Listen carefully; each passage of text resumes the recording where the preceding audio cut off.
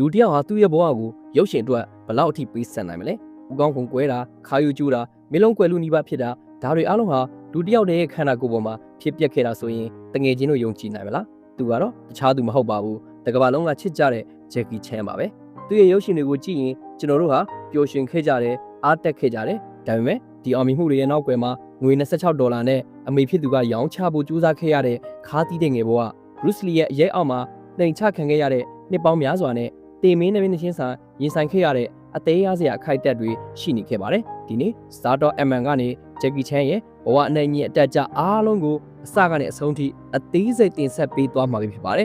1954ခုနှစ်ဧပြီလ9ရက်ဟောင်ကောင်ရဲ့စီယန်နိုဗာရဲ့မိသားစုတစ်ခုမှာကလေးတစ်ယောက်မွေးဖွားခဲ့ပါတယ်သူ့ရဲ့ငယ်နာမည်ကပေါင်ပေါင်ပါဘာကြောင့်လဲဆိုတော့သူကမွေးစားမှတင်9ကီလိုကျော်ရှိနေလို့ပါသူ့ဘတွေကပြင်သစ်တန်ရုံးမှာအလုပ်သမားတွေအဖြစ်လောက်ကန်နေကြပေမဲ့စီးရုံစည်းပေးဖို့တော့ငွေမရှိခဲ့ကြပါဘူးအဲ့ဒီအချိန်မှာသူ့အမေကစီးရုံစည်းအတွက်ဂျက်ကီကိုအင်္ဂလိပ်လူမျိုးဆရာဝန်တူထံ$26နဲ့ရောင်းဖို့အထိစဉ်းစားခဲ့ရပါတယ်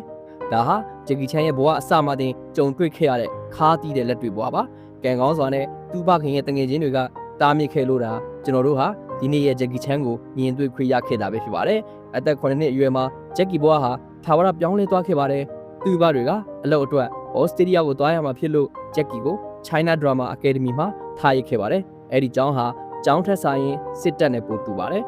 ်မနက်9နာရီကနေည7နာရီအထိတိုင်းပညာကခုံချင်းနဲ့ဂျွန်းဘားတွေကိုအပြင်းထန်တင်ယူခဲ့ရပါတယ်အမှားလုံးမိရင်ပြင်းထန်တဲ့အရာနှောက်တွေကိုခံရသလိုအစာငတ်ခံပြီးလဲလေ့ကြည့်ခဲ့ရပါတယ်ဂျက်ကီကအဲ့ဒီအချိန်တုန်းကကျွန်တော်ဟာအဖေနဲ့အမေကိုအယမ်းမုန်းခဲ့တယ်ဘာလို့ငါ့ကိုဒီလိုငရဲထဲပစ်ထားခဲ့တာလဲလို့နောက်တစ်ချိန်မှာပြန်ပြောပြခဲ့ပါတယ်ဒါပေမဲ့အဲ့ဒီ10နှစ်တာအနှိမ့်ဆက်ခံရမှုတွေကပဲသူ့ရဲ့ခန္ဓာကိုယ်ကိုတန်မဏိလိုမာကြောစေခဲ့ပြီးတော့သူ့ရဲ့7 Little Fortune ဆိုတဲ့အဖွဲ့ဝင်တငယ်ချင်းတွေဖြစ်တဲ့ဆူမိုဟန်ရွင်ပြောင်တို့နဲ့တွေ့ဆုံစေခဲ့ပါတယ်ကျောင်းဆေးပြီးတဲ့နောက်ဂျက်ကီဟာရုပ်ရှင်လောကထဲကိုစတက်သမားအဖြစ်စတင်ဝင်ရောက်ခဲ့ပါတယ်အဲ့ဒီချိန်မှာကမ္ဘာကျော်ဘရုစ်လီရဲ့ခေတ်ပါဂျက်ကီဟာဘရုစ်လီရဲ့ရုပ်ရှင်တွေမှာအရိုက်ခံရတဲ့ဇက်ပို့အဖြစ်ပါဝင်ခဲ့ရပါတယ်တခါကဘရုစ်လီဟာဂျက်ကီကိုတုံးနဲ့တကယ်ရမိသွားပြီးတော့ဂျက်ကီမျက်နှာမှာဒဏ်ရာရသွားခဲ့ပါတယ်ဘရုစ်လီကအရန်အားနာပြီးဂျက်ကီကိုဖတ်ထားခဲ့တာဂျက်ကီအတွက်တော့မမေ့နိုင်တဲ့အခိုက်အတန့်ပါပဲဒါပေမဲ့1983ခုနှစ်မှာဘရုစ်လီတေဆုံးသွားတဲ့အခါဒရိုက်တာတွေကဂျက်ကီကိုဒုတိယဘရုစ်လီဖြစ်အောင်အတင်းလှုပ်ခိုင်းခဲ့ပါတယ်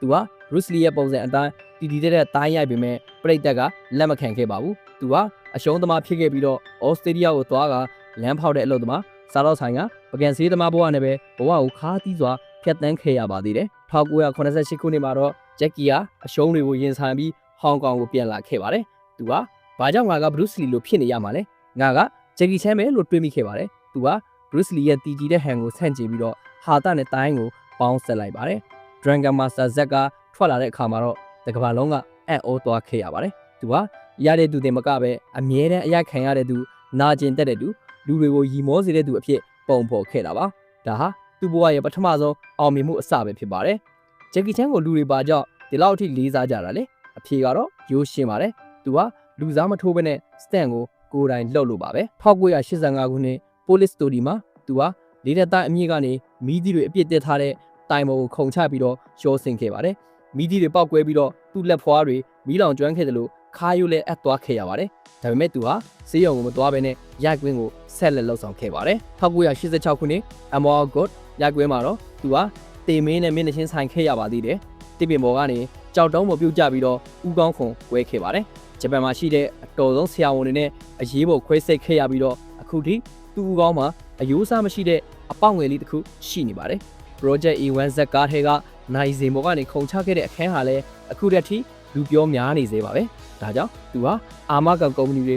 ကလက်မခံရဲဆုံးလူအဖြစ်မှတ်တမ်းဝင်သွားခဲ့ပါတယ်ဟောင်ကောင်မှာအောင်မြင်ပြီးတဲ့နောက်မှာတော့သူဟာဟောလိဝုဒ်ကိုခြေဆက်ခဲ့ပါတယ်အစပိုင်းမှာအင်္ဂလိပ်စကားအခက်ခဲကြောင့်အနှိမ်ခံခဲ့ရပေမဲ့1995ခုနှစ် Rumble in the Bronx နဲ့အတူအမေရိကန်ပြည်သက်ကိုတိမ်ပိုင်နိုင်ခဲ့ပါတယ်ရဟဝါစီးတီးမှာတော့သူဟာကမ္ဘာအဆင့်မီစူပါစတာတယောက်ဖြစ်လာခဲ့ပါတယ်သူဟာတနက်တွေထက်လေကားတွေကလထိုင်တွေကြီးတွေနဲ့လူကိုရီလဲရီရရေလဲခုံရအောင်တိုက်ခိုက်ပြနိုင်တဲ့တူးတီသောအမှုပညာရှင်ပါအောင်မြင်မှုတွေရဲ့နောက်ွယ်မှာတော့ဂျက်ကီမှာနောင်နာတွေရှိနေပါတယ်သူဟာအလုပ်ကိုပဲအယူမှုလုပ်လုံးတာကြောင့်မိသားစုနဲ့ဝေးကွာခဲ့ရပါတယ်သူရဲ့ကိုကြီးအထုပ်ပတ်တိထဲမှာသူဟာငယ်စဉ်ကပတ်စံနေအများကြီးရလာတဲ့အခါအရက်တောက်တာလောင်းကစားလုပ်တာတွေနဲ့အချိန်ဖြုံးခဲ့ပြီးတော့တားဖြစ်သူ JC ချမ်းအပေါ်မှာလည်းဖခင်ကောင်းတရားမဖြစ်ခဲ့ဘူးဆိုတာကိုဝန်ခံခဲ့ပါတယ်ဒါဟာသူ့ဘဝရဲ့အကြီးမားဆုံးနောင်တတွေဖြစ်ခဲ့ပါတယ်2016ခုနှစ်မှာတော့ Jackie Chan ဟာနှစ်ပေါင်း90ကျော်ကြာရုပ်ရှင်လောကမှာပေးဆက်ခဲ့မှုအတွက်ဂုဏ်ထူးဆောင်အော်စကာဆုကိုရရှိခဲ့ပါတယ်